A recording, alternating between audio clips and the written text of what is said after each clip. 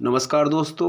ऐसे मौसम में हमें हमारी लहसुन और प्याज की फसल में कौन कौन सी सावधानियां रखना है और कौन सा सही स्प्रे करने की आवश्यकता है ताकि आने वाली बीमारियों से हम हमारी लहसुन प्याज की फसल को सुरक्षित रख सकें और बचा सकें।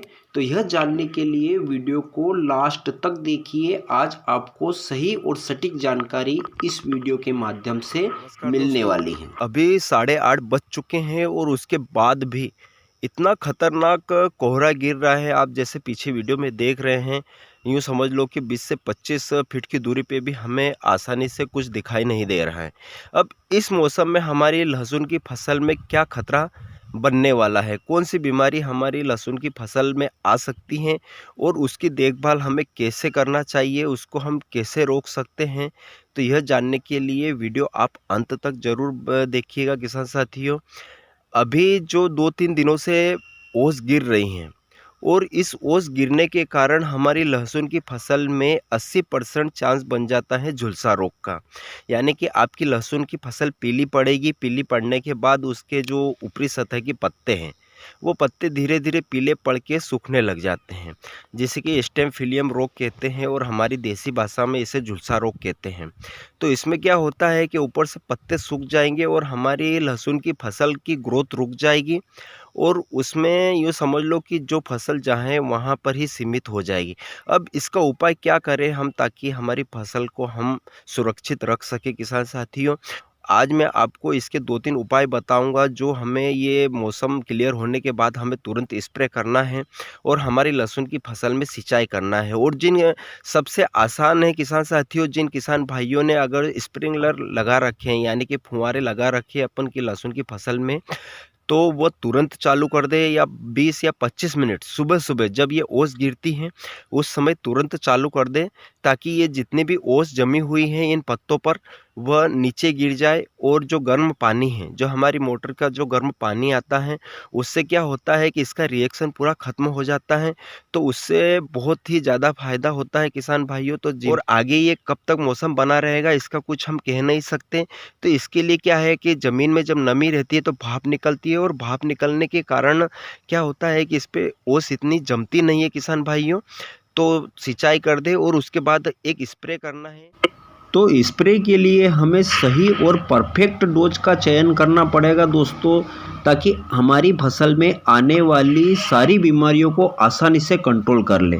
तो इसके लिए हमें सबसे पहले एक फंगिसाइड का चयन करना है जो कि सिस्टमेटिक एंड कॉन्टैक्ट फंगिसाइड हो, जो कि सभी प्रकार के फंगस को आसानी से ख़त्म कर दें।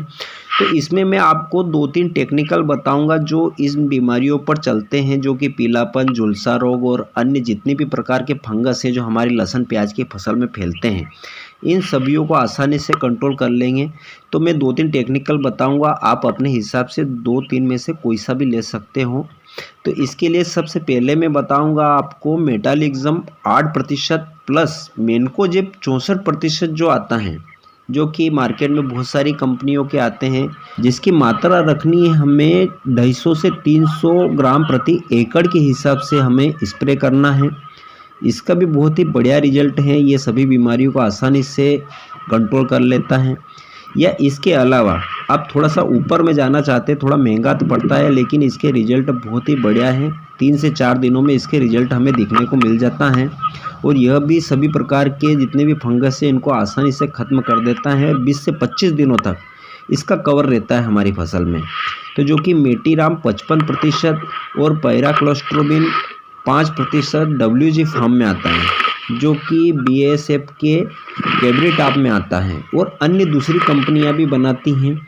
आप किसी भी कंपनी का ले लीजिए, जिसकी मात्रा रखनी है हमें 350 ml प्रति एकड़ के हिसाब से हमें हमारी फसल में स्प्रे करना है। इसका रिजल्ट इतने बढ़िया रिजल्ट है, मैं 2 साल से इसको यूज़ कर रहा हूँ और बहुत ही बढ़िया रिजल्ट मुझे मिल रहे हैं इसके। तो आप इसका भी उपयोग कर सकते हैं।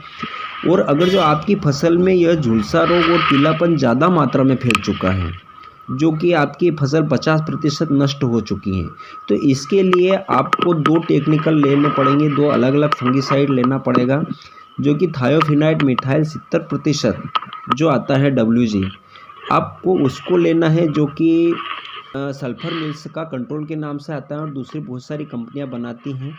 आपको उसको लेना है जिसकी मात्रा 300 ml रखनी है। और इसके बाद हमें लेना है टेबुकोनाजोल 25.9% जो आता है, जो कि बायर का फोलिकेयर के नाम से आता है और दूसरी कंपनियां भी बनाती हैं। किसी भी कंपनी का ले लीजिए। इसकी मात्रा रखनी है हमें 200 ml प्रति एकड़। इन 2 फंगिसाइड को लेना है और अपनी फसल में छिड़काव करना है। ये तो हो गया किसान भाइयों फंगिसाइड का काम। अब इसके साथ में आप तीनों में से कोई सा भी ले सकते हो। और अब इसके साथ में हमें एक रस चूसक कीट के लिए एक कीटनाशक लेना है, क्योंकि अभी तो ठंड का मौसम है तो अभी थ्रिप्स का इतना अटैक हमारी फसल में नहीं हुआ है, लेकिन आने वाले दिनों में भी ना हो इसके लिए हमें आप या तो इमिडाक्लोरोफिल जो 17.5% आता है आप उसको ले सकते हैं, या फिर इसके अलावा आप प्रोफेनोप्लस साइफर जो कि सिजेंटा की पॉलीट्रिन के नाम से आती है और दूसरी कंपनियां भी इस टेक्निकल को बनाती हैं, आप इसको ले लीजिए। अब इसके बाद हमें लेना है एक बेस्ट टॉनिक जो कि हमारी फसल में वापस ग्रीनेस को ला सके और हमारी कंद वाली फसल को जो भी पोषक तत्वों की आवश्यकता है उसे हम स्प्रे के माध्यम से पूरा कर सकें, जो कि कंद बनने में एक सहायक प्रदान करते हैं। तो इसके लिए मैं सबसे बढ़िया टॉनिक को आपको बताता हूँ जो कि मल्टीप्लेक्स का जो क्रांति के नाम से आता है, जिसके अंदर 24 प्रकार के पोषक तत्व मौजूद होते हैं जो कि हमारे पौधे को आवश्यकता पड़ती हैं। वह सभी पोषक तत्व इसके अंदर मौजूद होते हैं जो कि carbon, zinc, magnesium, calcium, boron, copper, vitamin और सभी प्रकार के पोषक तत्व हैं जो कि संपूर्ण पौधे का भोजन है। हमें उसको लेना है जिसकी मात्रा रखनी है 350 ml प्रति एकड़ के हिसाब से, या ये इसके अलावा आप बायोविटा भी ले सकते हो। इसका डोज हमें 300 ml प्रति एकड़ के हिसाब से लेना है, या फिर आप इफ्को की जो सागरिक आती है आप उसको ले सकते हैं। लेकिन सबसे बढ़िया जो बेहतरीन रिजल्ट है जो मैं यूज़ करता हूँ वो मल्टीप्लेक्स का क्रांति है, जो कि 2-3 सालों से मैं लगातार यूज़ करता आ रहा हूँ। बहुत ही बढ़िया रिजल्ट है। अब इसके साथ हमें एक लेना है एंटीवायरस, जो कि हमारी फसल में अगर जो वायरस है तो उसको ख़त्म कर दे या फिर हमारी फसल में कोई वायरस ना आए, इसके लिए हमें एक एंटीवायरस की आवश्यकता पड़ती है। तो या तो आप स्प्रेक्टोसाइक्लिन जो आता है आप उसको ले सकते हैं, या फिर इसके ऊपर जो वेलिडामाइसिन आता है आप उसको ले सकते हैं।